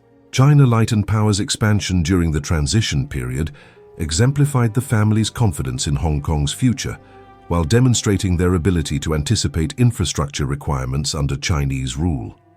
The company invested billions of Hong Kong dollars in new generating capacity and distribution infrastructure during the 1980s and 1990s, when many other businesses were reducing their Hong Kong commitments. The expansion strategy involved building power generation facilities that could serve not only Hong Kong, but also adjacent areas of Guangdong province, positioning China Light and Power to participate in China's economic development while strengthening Hong Kong's role as a regional infrastructure center. This required extensive negotiations with Chinese authorities and joint venture arrangements with Chinese power companies. But the most strategic achievement was securing regulatory arrangements that protected China Light and Power's monopolistic advantages while ensuring continued profitability under Chinese authority. The company negotiated scheme of control agreements with Hong Kong authorities that guaranteed reasonable returns on investment while maintaining operational independence that would continue after 1997. Peninsula Hotels' expansion into mainland China demonstrated how the family leveraged their hospitality expertise for business development under Chinese authority, while maintaining international brand standards that attracted global clientele. The Peninsula Beijing, which opened in 1989, became the family's flagship property for demonstrating successful operation under Chinese sovereignty. The Beijing property required extensive negotiations with Chinese authorities and joint venture arrangements with Chinese partners, but the peninsula's international reputation and service standards enabled them to attract Chinese political leaders, international diplomats, and business executives who needed luxury accommodations that met global standards. The success of Peninsula Beijing provided credibility for subsequent expansion throughout China, while demonstrating the family's ability to operate successfully under Chinese regulatory frameworks. Additional peninsula properties in Shanghai, Tokyo, and other Asian cities established a regional network that served both Chinese development and international business requirements. Real estate investment during the transition period reflected the family's confidence in Hong Kong property values, while positioning them to benefit from increased economic integration with mainland China. Rather than selling Hong Kong properties to avoid political risks, the Kadoorie family acquired additional real estate throughout Hong Kong while developing projects that served both local and international markets. The real estate strategy emphasized properties that would benefit from Hong Kong's enhanced role as China's international gateway, while providing services to mainland Chinese businesses and investors who needed Hong Kong operations. Office developments in Central District attracted Chinese financial institutions, while residential projects in premium areas served Chinese executives who relocated to Hong Kong. Financial services during the transition demonstrated how the family adapted their banking and investment operations to serve Chinese development while maintaining international standards that attracted global capital. Their financial institutions provided services to Chinese companies seeking international investment, while helping Hong Kong businesses expand into mainland markets. The approach involved developing expertise in Chinese commercial law, regulatory requirements, and business practices, while maintaining relationships with international financial institutions that provided capital and services to Chinese operations. This dual capability enabled the family to serve as intermediaries between Chinese and international business communities. Cultural and philanthropic activities during the transition period established the family's commitment to Hong Kong's long-term prosperity while building relationships with diverse community groups that would influence Hong Kong's development under Chinese sovereignty. The Kadoorie family's charitable foundation supported educational institutions, cultural organizations, and environmental conservation projects that demonstrated their investment in Hong Kong's future. These activities provided opportunities for relationship development with Chinese leaders while establishing the family's reputation as responsible corporate citizens who contributed to Hong Kong's social and cultural development rather than simply extracting profits for external destinations. The 1997 handover itself proceeded smoothly for Kadoorie family operations, validating their assessment that Chinese authority would enhance rather than threaten their business opportunities. China Light and Power continued operating under existing regulatory frameworks while expanding its mainland operations. Peninsula Hotels maintained international service standards while attracting increased Chinese clientele. Post-handover expansion demonstrated how effectively the family had positioned themselves to benefit from Hong Kong's enhanced integration with mainland China while maintaining the international connections that made Hong Kong valuable to Chinese development objectives. Their business operations expanded in both scope and profitability while serving Chinese economic development and international business requirements. The transition experience established the Kadoorie family as one of the most successful examples of international business adaptation to Chinese sovereignty while maintaining operational independence and continued growth.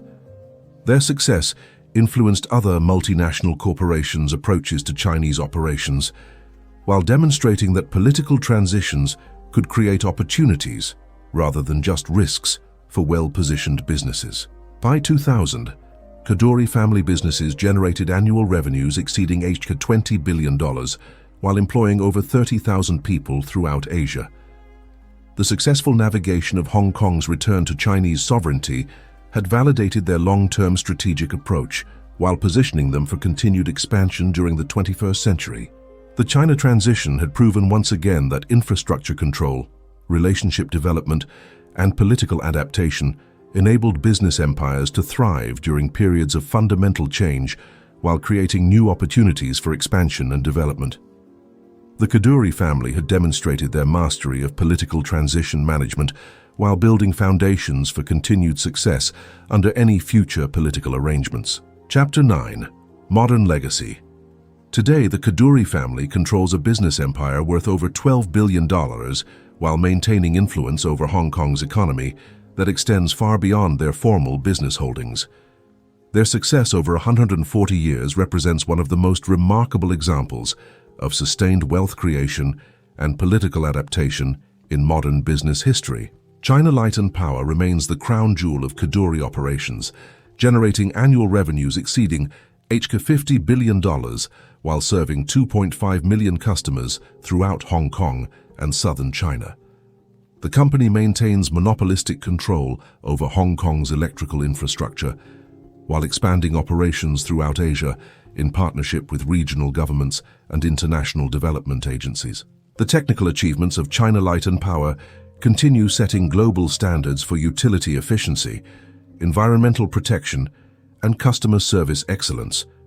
The company's generating facilities achieve thermal efficiency rates exceeding 90%, while maintaining reliability records that surpass those of utilities in much wealthier countries. Their carbon reduction programs have eliminated millions of tons of greenhouse gas emissions while maintaining economic competitiveness. But the most remarkable achievement is sustained profitability that has provided consistent dividend returns to Kadoorie family shareholders for over a century. China Light and Power's operating margins consistently exceed 15%, while generating cash flows that enable continuous infrastructure improvement and expansion without requiring external financing. Peninsula Hotels has evolved into the world's most prestigious luxury hotel brand, while maintaining family control over strategic operations and expansion decisions. The company operates properties in major cities worldwide, while commanding premium pricing that consistently exceeds competitive alternatives. The Peninsula's guest services continue setting industry standards for luxury hospitality, while creating customer loyalty that spans multiple generations of families and business organizations.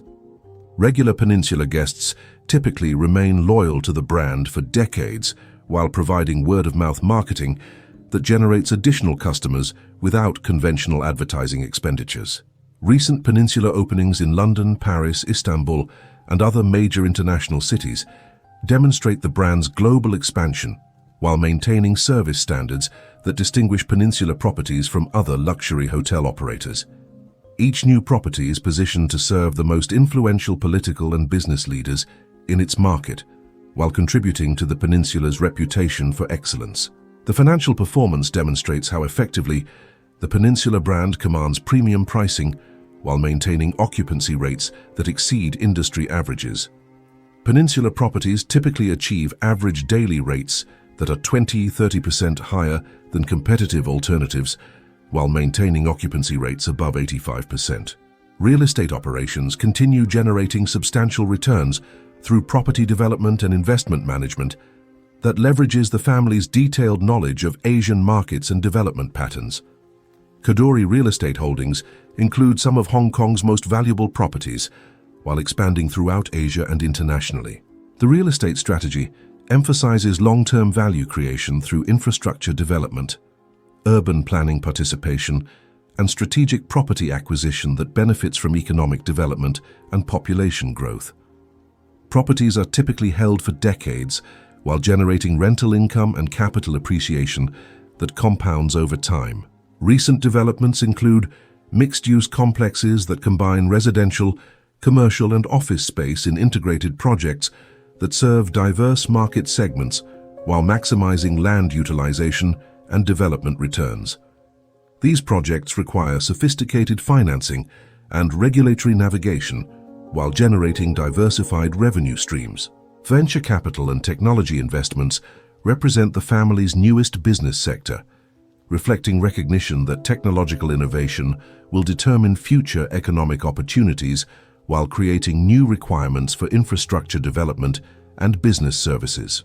The Kadoorie investment approach emphasizes early-stage companies developing technologies that enhance infrastructure efficiency, environmental sustainability, and customer service excellence. Investment decisions reflect understanding that technological innovation can create permanent competitive advantages while generating substantial returns for patient capital providers. Recent investments include renewable energy companies, smart city technologies, and hospitality automation systems that align with existing Kadoorie business interests while providing exposure to high-growth technology sectors. The approach combines strategic integration with financial returns while maintaining family control over investment decisions. Philanthropic activities continue expanding through the Kadoorie family foundations that support educational institutions, environmental conservation projects, and cultural organizations throughout Asia. These activities reflect family commitment to social responsibility while building relationships that enhance their business operations and community standing. The Kadoorie Farm and Botanic Garden represents the family's most visible philanthropic achievement, providing environmental education and conservation services while conducting research that contributes to regional environmental protection. The facility attracts hundreds of thousands of visitors annually, while generating international recognition for Kadoorie environmental leadership. Educational support includes scholarships, facility development, and program funding for universities and secondary schools throughout Hong Kong and China. These activities provide opportunities for relationship development with academic leaders while contributing to educational advancement that benefits regional economic development. Political relationships continue providing competitive advantages while demonstrating the family's ability to maintain influence across different governmental systems and political transitions. Current Chinese leadership recognizes the Kadoorie family as valuable partners for Hong Kong's continued prosperity, while international leaders value their insights into Asian business conditions and development opportunities. The relationship management approach emphasizes nonpartisan contribution to economic development and social welfare, rather than political advocacy or governmental criticism. This approach enables the family to maintain positive relationships with diverse political authorities, while focusing on business development rather than political activities. Recent achievements include advisory roles with Chinese development agencies, participation in international trade missions, and consultation on infrastructure projects that demonstrate continued political influence while contributing to regional economic development. Financial performance across all business sectors demonstrates exceptional return generation that consistently exceeds market benchmarks while providing cash flows that enable continuous expansion without external financing requirements. Annual returns on family investments typically exceed 12 to 15% while generating sufficient liquidity for new investment opportunities. The integrated structure of Kadoorie businesses creates synergistic advantages that enhance performance across all sectors while reducing risks through diversification and mutual support. Infrastructure operations provide stable cash flows that fund expansion in more volatile sectors, while real estate appreciates in value through economic development that benefits from infrastructure investment. Wealth accumulation over 140 years has positioned the Kadoorie family among Asia's wealthiest business dynasties, while maintaining operational control over businesses that employ over 40,000 people throughout the region. Family wealth is estimated to exceed $12 billion, while continuing to grow through business expansion and investment appreciation. Succession planning ensures that family control over strategic operations will continue into future generations, while maintaining management expertise and relationship development that sustain competitive advantages. Fourth and fifth generation family members are actively involved in business operations while receiving education and training that prepares them for leadership responsibilities. The modern legacy represents successful adaptation to changing economic conditions, political transitions, and competitive pressures while maintaining family unity and strategic direction that enables continued wealth creation and social influence. The Kadoorie family has demonstrated that business empires can endure across multiple generations while contributing to economic development and social welfare. Their achievement establishes templates for family business development that combine strategic infrastructure investment, relationship development, and political adaptation while maintaining ethical standards and social responsibility that enhance rather than compromise long-term success. The Kadoorie model continues influencing family business strategy throughout Asia and internationally. The Kadoorie family's entry into digital infrastructure represents their most ambitious expansion since establishing China Light and Power over a century ago. Understanding that data transmission will become as essential as electricity in the 21st century, the family has systematically invested in telecommunications, data centers, and smart city technologies that position them to control Hong Kong's digital transformation. China Light and Power's fiber optic network now spans over 2,000 kilometers throughout Hong Kong, providing high-speed internet connectivity that serves both residential and commercial customers. This network leverages existing electrical infrastructure while creating new revenue streams that complement traditional power generation. The integration of electrical and digital infrastructure provides competitive advantages that would be impossible for pure telecommunications companies to replicate. The smart grid technology implemented across Hong Kong represents the world's most advanced electrical distribution system, combining traditional power delivery with real-time data analytics, automated load balancing, and predictive maintenance capabilities. These innovations reduce power outages by over 90% while improving energy efficiency by 15 to 20%. More importantly, the smart grid generates massive amounts of data about energy consumption patterns, economic activity, and urban development trends that provide the Kadoorie family with unprecedented insights into Hong Kong's economic conditions. This information creates competitive advantages across all their business interests while positioning them to anticipate and capitalize on economic trends before other investors recognize opportunities. Data center operations have become increasingly crucial as Hong Kong serves as the primary gateway for international companies accessing Chinese markets. The Kadoorie family's data centers provide secure, reliable infrastructure for financial services, e-commerce platforms, and technology companies that require Hong Kong-based operations for regulatory or commercial reasons. These facilities generate substantial rental income, while creating dependency relationships with international technology companies that need Hong Kong operations. Major cloud computing providers, social media platforms, and financial trading systems rely on Kadoorie infrastructure for their Asian operations, creating customer relationships that provide both revenue and strategic intelligence.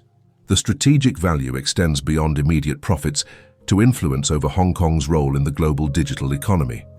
By controlling essential digital infrastructure, the Kadoorie family helps determine which international companies can operate effectively in Hong Kong while maintaining their position as essential partners for any business requiring Hong Kong-based digital services. Environmental leadership has become increasingly central to Kadoorie family strategy, as climate change creates both regulatory pressures and business opportunities that will reshape global energy markets. China Light and Power's transition to renewable energy sources demonstrates how infrastructure companies can maintain profitability while addressing environmental challenges. The company's solar energy installations across Hong Kong now generate over 200 megawatts of clean electricity, while offshore wind projects provide additional renewable capacity that reduces dependence on fossil fuel imports.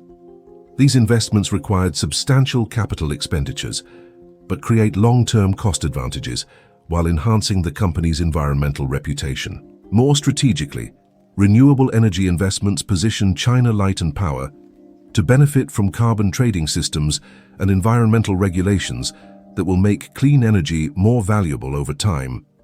The company's early adoption of renewable technology provides competitive advantages as environmental compliance becomes mandatory rather than voluntary. The Kadoorie Farm and Botanic Garden has evolved into Hong Kong's premier environmental research institution, conducting scientific studies that influence regional environmental policy while demonstrating the family's commitment to environmental stewardship. The facility's research programs focus on biodiversity conservation, sustainable agriculture, and climate change adaptation that provide practical solutions for environmental challenges. But the most sophisticated achievement is integrating environmental leadership with business profitability in ways that create competitive advantages rather than imposing costs. Environmental responsibility enhances customer loyalty, attracts environmentally conscious investors, and provides regulatory advantages that reduce operational risks. Carbon neutrality commitments across all Kadoorie business operations demonstrate how large corporations can address climate change while maintaining profitability and growth. These commitments require systematic changes to energy consumption, transportation, and operational procedures that reduce environmental impact while often improving efficiency and reducing costs. The environmental strategy also includes substantial investments in environmental technology companies that develop solutions for carbon reduction, energy efficiency, and sustainable development. These investments provide financial returns while supporting technological innovations that benefit Kadoorie operations and broader environmental objectives. International recognition for environmental leadership has enhanced the Kadoorie family's reputation while creating business opportunities with governments and corporations that prioritize environmental responsibility. Environmental awards and certifications provide marketing advantages while demonstrating commitment to sustainable development that appeals to contemporary consumers and investors. The evolution of Kadoorie Financial Services into fintech leadership demonstrates how traditional family businesses can embrace technological innovation while maintaining their core competitive advantages. Digital payment systems, blockchain technology, and artificial intelligence are being integrated into existing financial operations in ways that enhance customer service while reducing operational costs. Mobile payment platforms developed through Kadoorie financial institutions now serve millions of Hong Kong consumers while processing billions of dollars in transactions annually. These platforms leverage the family's traditional banking relationships while providing convenient digital services that compete effectively with international fintech companies. Blockchain technology implementations have streamlined international trade finance, property transactions, and supply chain management for businesses throughout Hong Kong and southern China. These innovations reduce transaction costs while improving security and transparency that benefits both Kadoorie operations and their customers. Artificial intelligence applications in credit analysis, investment management, and customer service enable Kadoorie financial institutions to provide personalized services at scale while maintaining the relationship-focused approach that distinguishes them from purely digital competitors. AI enhances rather than replaces human relationship management while improving efficiency and decision-making capabilities. Cryptocurrency and digital asset management services position Kadoorie institutions to serve clients who require exposure to digital currencies while maintaining regulatory compliance and risk management standards. These services require sophisticated technical capabilities and regulatory navigation while generating substantial fees from wealthy individuals and institutions. Venture capital investments in fintech startups provide the family with early access to financial innovations while supporting technological development that benefits their broader business interests. Investment decisions emphasize technologies that enhance infrastructure efficiency, improve customer service, or create new business opportunities. The integrated approach to financial innovation ensures that technological adoption enhances rather than disrupts existing customer relationships while creating new revenue streams that complement traditional banking services. Digital innovation is implemented strategically to strengthen competitive advantages rather than merely following technological trends. RegTech solutions developed through Kadoorie financial institutions help businesses navigate complex regulatory environments while ensuring compliance with international standards. These services are particularly valuable for companies operating across multiple jurisdictions that face diverse regulatory requirements. International real estate investment has become increasingly important as the Kadoorie family diversifies their property portfolio beyond Hong Kong while leveraging their development expertise in major cities worldwide. Strategic acquisitions in London, New York, Tokyo, and other global financial centers provide geographic diversification while creating platforms for business expansion.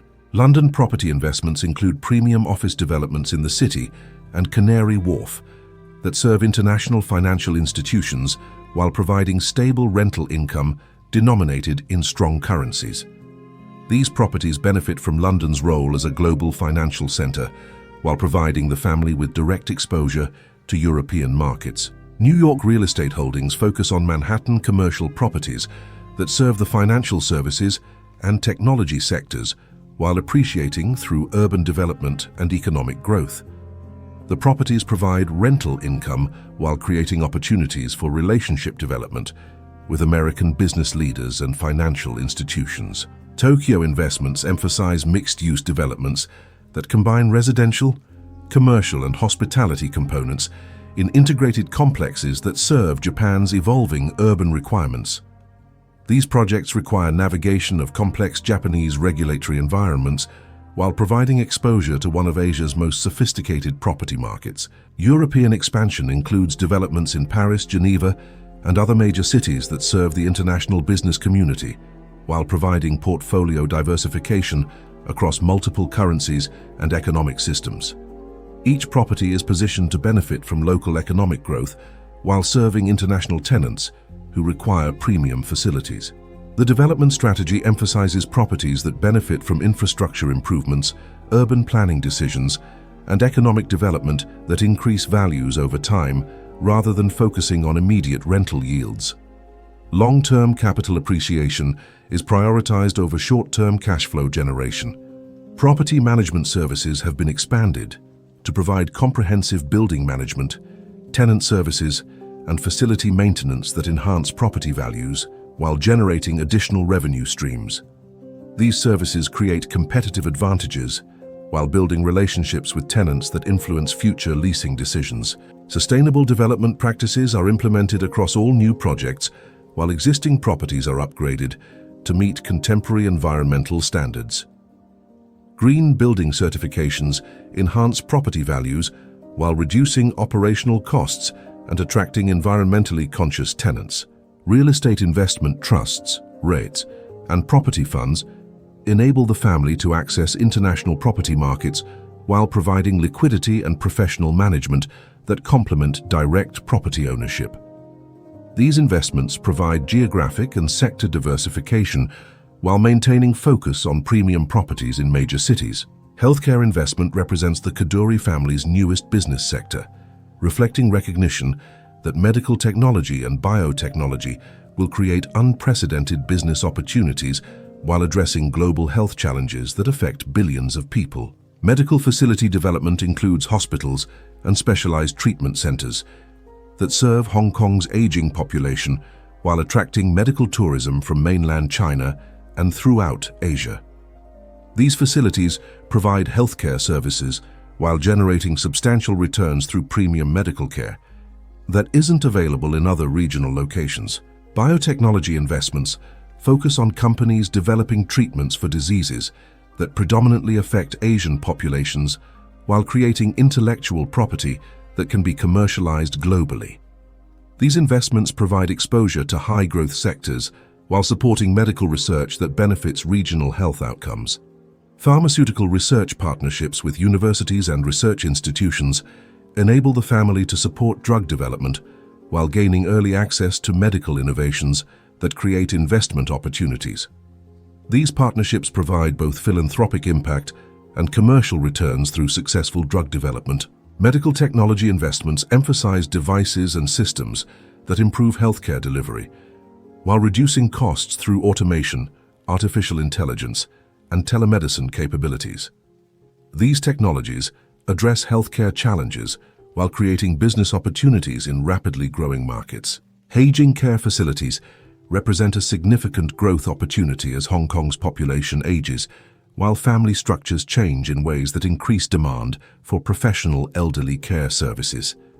These facilities provide essential social services while generating stable revenue streams through demographic trends. Digital health platforms developed through Kadoorie investments provide telemedicine, health monitoring and medical record management services that improve healthcare access while reducing costs. These platforms leverage Hong Kong's advanced telecommunications infrastructure while serving patients throughout Asia. Preventive medicine and wellness services address growing consumer demand for health optimization, while creating business opportunities that complement traditional medical treatment. These services include nutrition counseling, fitness programs, and health monitoring that appeal to affluent consumers throughout Asia. International healthcare partnerships enable the family to access medical innovations developed in other countries, while providing platforms for expanding Asian healthcare businesses to global markets. These partnerships facilitate technology transfer while creating business development opportunities. The transition to fifth-generation family leadership represents the most sophisticated succession planning process in the Kadoorie family's history, incorporating contemporary management practices while maintaining family control and strategic continuity that enables sustained competitive advantages. Leadership development programs provide family members with comprehensive business education, international experience, and mentorship relationships that prepare them for executive responsibilities across diverse business sectors. These programs ensure that family leadership maintains the expertise and relationship skills that distinguish Kadoorie operations. Governance structures separate family ownership from professional management, while maintaining family control over strategic decisions and long-term planning. Board compositions include independent directors who provide expertise and oversight, while family members retain voting control and strategic direction authority. Wealth preservation strategies ensure that family assets remain consolidated and productive, while providing individual family members with financial security and independence. Trust structures and family offices manage investments while maintaining tax efficiency and asset protection across multiple jurisdictions. Educational investments in family member development include university education, professional training, and cultural experiences that prepare younger generations for leadership responsibilities while maintaining family unity and shared values that enable collaborative decision-making. Philanthropy integration ensures that family business success contributes to social welfare while building relationships and reputation that enhance commercial operations.